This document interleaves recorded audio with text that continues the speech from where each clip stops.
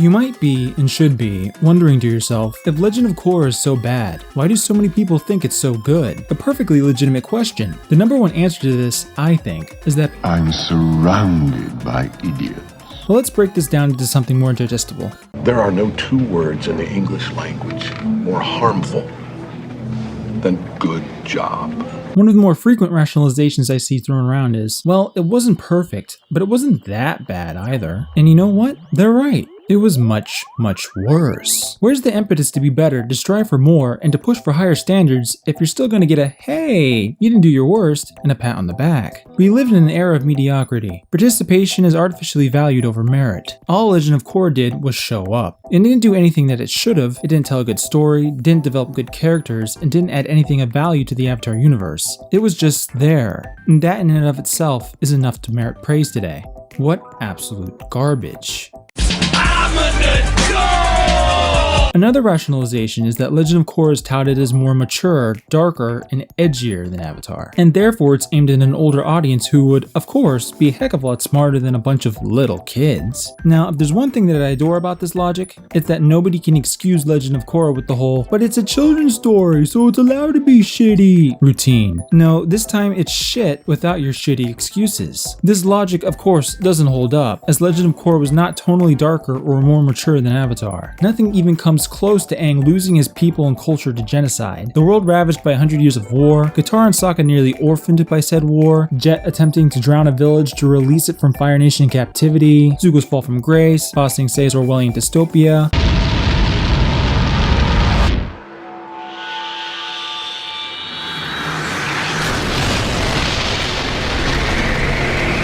Well, you get the idea. If the show really was aimed more at adults, then it assumes that the adults are quite a bit more stupid and childish than, well, children. And unfortunately, it seems to hit the nail on the head.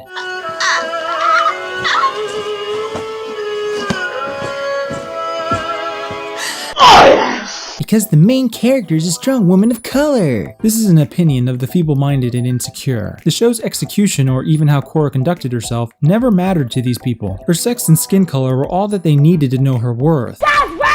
But it raises the question, is Korra an impulsive, self-absorbed sociopath because she's dark-skinned, as opposed to these rational, emotive, colorless avatars? I'm kidding. It's because she's a woman. This is institutionalized sexism, and you're just sitting here doing it flagrantly. I'm being oppressed. And of course, what Tumblrina wouldn't be thrilled to have herself be the main character of a Saturday morning children's cartoon? Facile, narcissistic, self-pitying sociopaths who don't have to take any responsibility for anything they do, face no consequences for anything that they do, and need everybody else to get shit done for them? Art imitating life, eh? Oh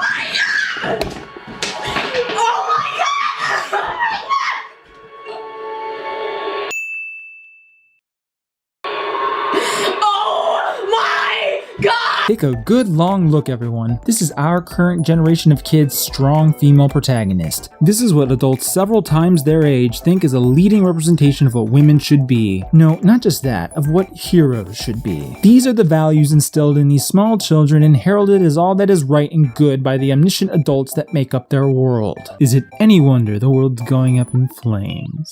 And hey, look, I'm not saying being a flaming, outrageous cunt can't make a character nuanced and well-written. I mean, look at Zuko. Please sit. Why don't you enjoy a cup of calming jasmine tea? I don't need any calming tea! You're a crazy old man. You're crazy, and if you weren't in jail, you'd be sleeping in a gutter. Here's the humongous difference though. When Zuko did something wrong, and he did a lot of somethings wrong, he felt conflicted and remorse and guilt after the fact. I don't know how I can ever make it up to you, but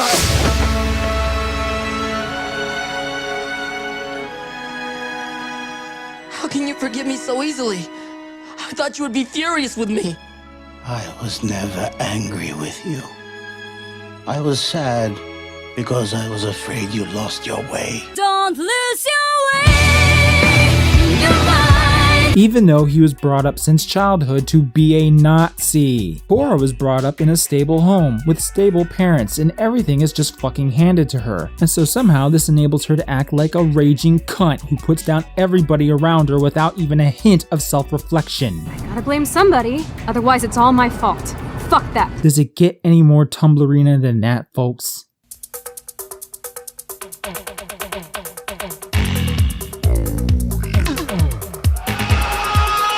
Oh my god! Oh, wow, that's hot! Oh, they're really bloody! Been feeling really confused and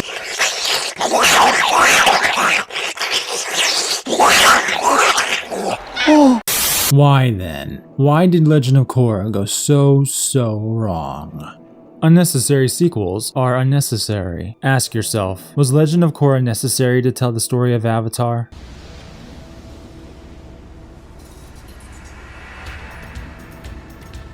No. No. No. No. No. No. No. Unnecessary. No. Hell no. No. No. I refuse. No. No. Unnecessary sequels are pandering. Pandering is poisonous. Enough said. more power! Give me more power! More of something good doesn't necessarily make it more good. For instance, some iron is good for your body. Too much iron, however, is extremely deadly. It seems like a self-evident truth, yet still a lot of sequels suffer from more syndrome. If they include more of the stuff people liked from the first one, then the only logical conclusion is that they'll like the second one more, right? Just like the Star Wars prequels. People loved those. They loved having more lightsaber duels, more spaceship battles, more Yoda, more Darth Vader backstory, more of everything. Liar! Except the prequels were actually critically panned by longtime fans and are still pretty widely hated to this day, which is why I bring them up. What have I done? Lightsaber duels became tensionless choreographed stick swinging. Spaceship battles became indecipherable CG backdrops. Yoda used to be a Mexican jumping bean, and Darth Vader was a self-pitying emo who slaughtered children. I slaughtered them like animals. I hate them. Or does he drive you crazy like you like him? You see, the more you have of anything, the less value it can accrue. George Lucas tried to one-up the original trilogy by taking certain elements from it and proliferated them throughout the prequel trilogy. But instead, the impact of those elements was lost, which is incidentally why the new Star Wars film is going to be complete fan pandering shit.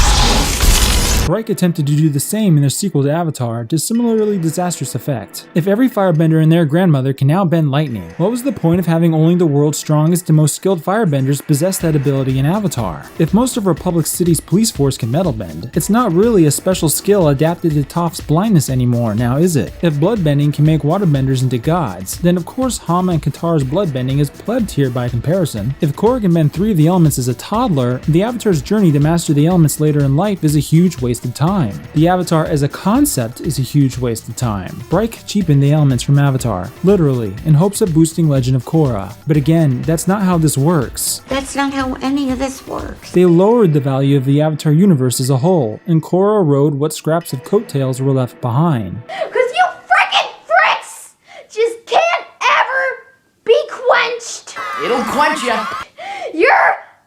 Your fantasies can't ever be quenched. Nothing's quenchier. You frickin' fricks! What will you learn? What will you learn? It's the quenchiest.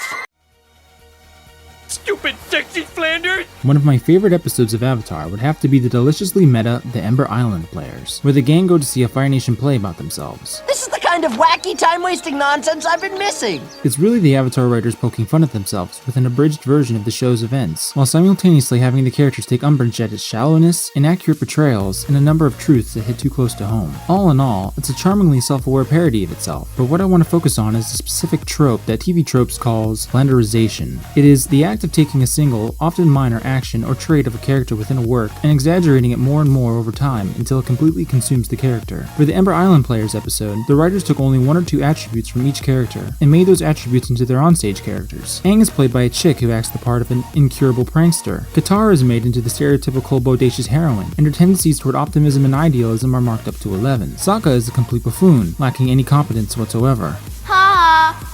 Toph is a giant buff dude with bat sonar, Zuko's a pathetic crybaby, and so on. Legend of Korra was like watching the Ember Island players, but stripped of its self-awareness. I felt like I was in the audience with the gang as they were being made a mockery of, as their characters were flanderized to all hell. But this time, the writers, that is, Bryke, had no idea they were effacing their own show. You could call this George Lucas syndrome. This is very, very bad.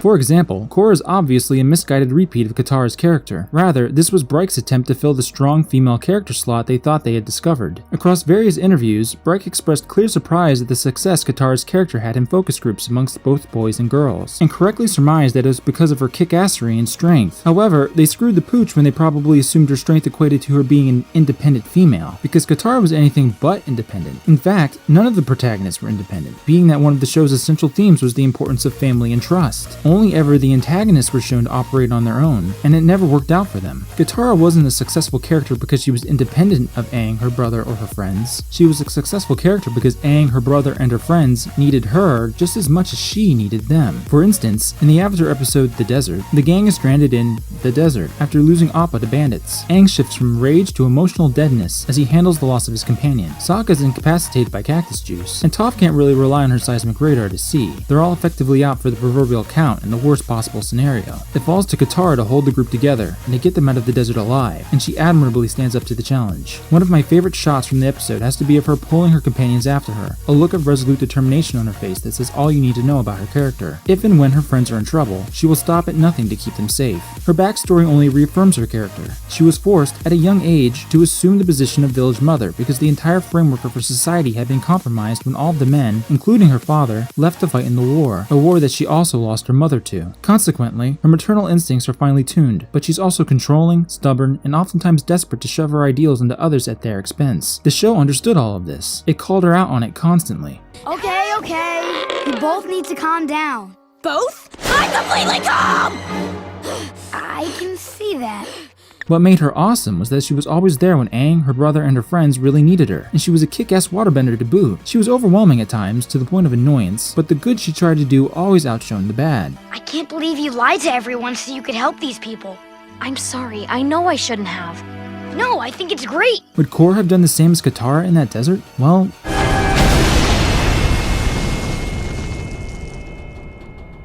Oh, right, so I guess that's my fault too.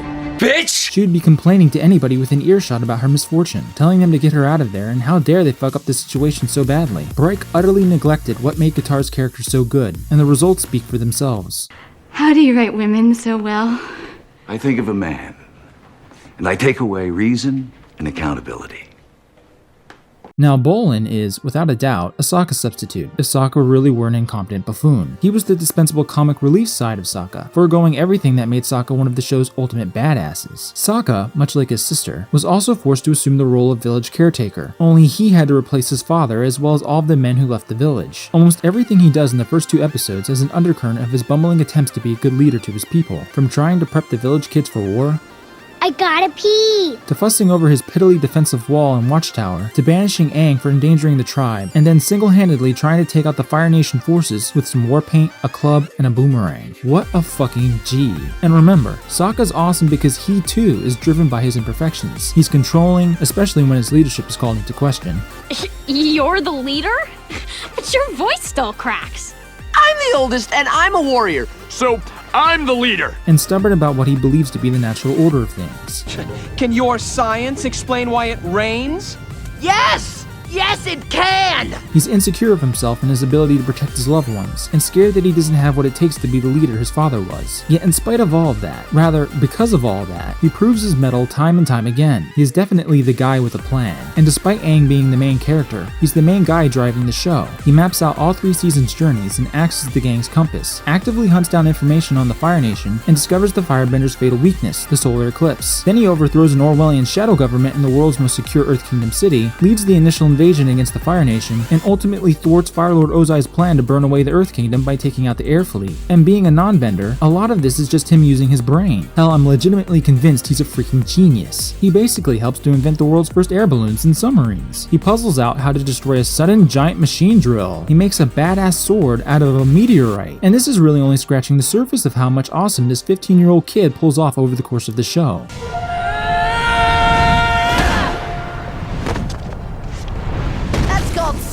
style. Learn it! Sokka has the added bonus of being a lot of the show's comical relief, with mishaps aplenty due to his stubborn nature, and his own obliviously corny sense of humor. Looks like Long Fang is long gone! Yeah, I've been waiting to use that one. I must stress, it's not just these facets that make him funny, it's the contrast between these facets and his maturity that makes Sokka the funniest and one of the most well-rounded characters I've ever had the pleasure to witness. He's probably the most intelligent character of anyone in the Avatar cast, and easily one of the most developed. And at the same time, he's a huge lovable goofball who sets himself up for some of the show's most hilarious pot shots.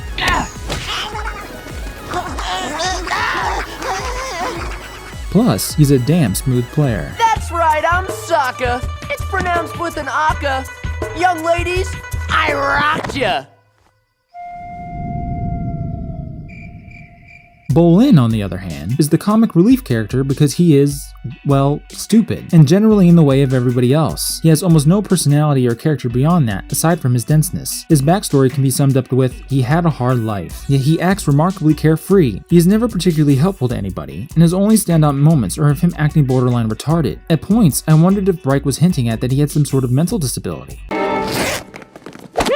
Your fly was down. Thanks for catching that. Mako?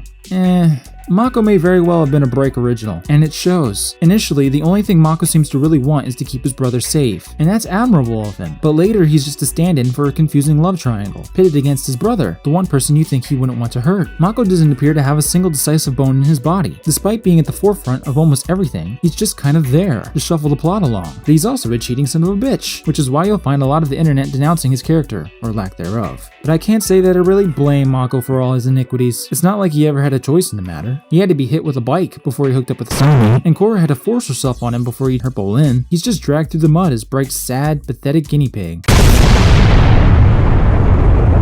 Hey, a little trivia for you. Did you know that they named Mako after the deceased voice actor for Uncle Iroh? You know, in honor of him? I think it's your honor. Where? What a fucking joke. If we had gone through all that and the show sucked, that would be another story. Then we'd be super. One of the many things I dislike about sequels, and in particular shitty sequels to good original content, is that it forces me to call into question the original's merits beyond the actual content. I have to ask myself, why was the original so good if the same people behind it went on to shit all over it? Maybe the original wasn't that good and I was an idiot for thinking so? Maybe the original was a fluke? Was it lightning in a bottle? Did the creators unknowingly suffer a brain aneurysm after finishing it? Was I wrong to think these people knew what they were doing? But after a good bit of brainstorming, I think I got it. My working theory is that Mike and Brian deliberately attempted to build up Legend of Korra by actively and rigorously tearing down Avatar: The Last Airbender. Why would they do that, you ask? Why would they painstakingly destroy their own magnum opus? Well, gotta ask yourself, was Avatar ever really theirs? There's no denying that Mike and Brian are both obviously talented at the technical side of animation, and both Avatar and The Legend of Korra feature amazing art. But the idea of Avatar itself was never intensely original or, hell, even all that creative. What separated Avatar from the rest of the Trek was its high-quality animation and, more importantly, its storytelling. Aha!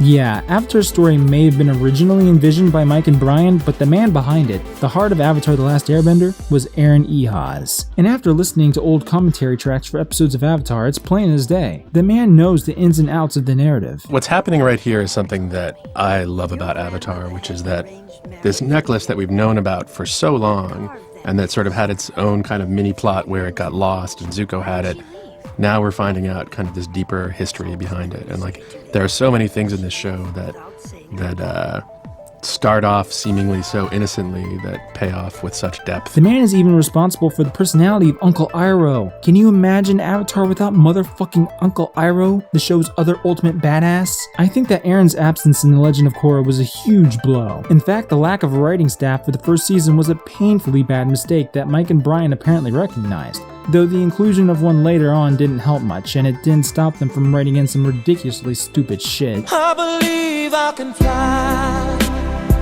Were Mike and Brian fearful that they didn't have what it took to recreate Avatar on their own? In the end, who knows? All I know for certain is that I can never look up to Mike and Brian like I did as a child. For me, they have lost their godhood status, and that probably pains me as much as watching one of my favorite shows, one that shaped me as a person, be retroactively castrated. You're gonna deal with it! fuck Korra and fuck everybody who likes it. Oh, hold on. I forgot someone.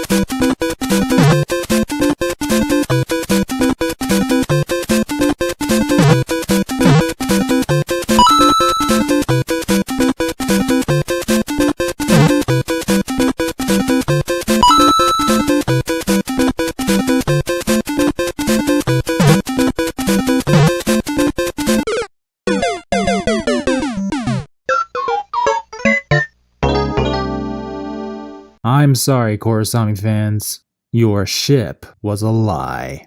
Was a lie. Was a lie.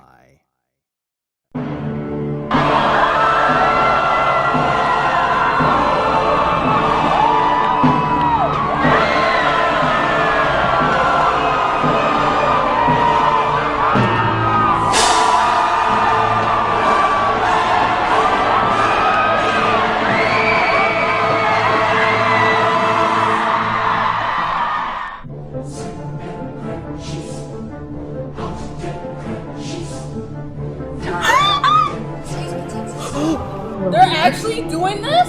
Nah, they're not gonna. No. Sounds bird. Sounds bird. Yes! What? Oh my god! Dang. That was just... Wow. I guess I should address my thoughts, just my pure thoughts about whether or not I feel like this is a romance or not. And I see where people are coming from when they say it feels like a romance. You know, there are some like blurred lines in my opinion. I feel like it could go either way. But for me, I didn't feel a romance vibe from this relationship. I felt the complete opposite. I felt a strong friendship vibe from this relationship. And of course, I will explain my reasonings as to why I feel this way. But again, I can see what people are saying and I can see where people are coming from.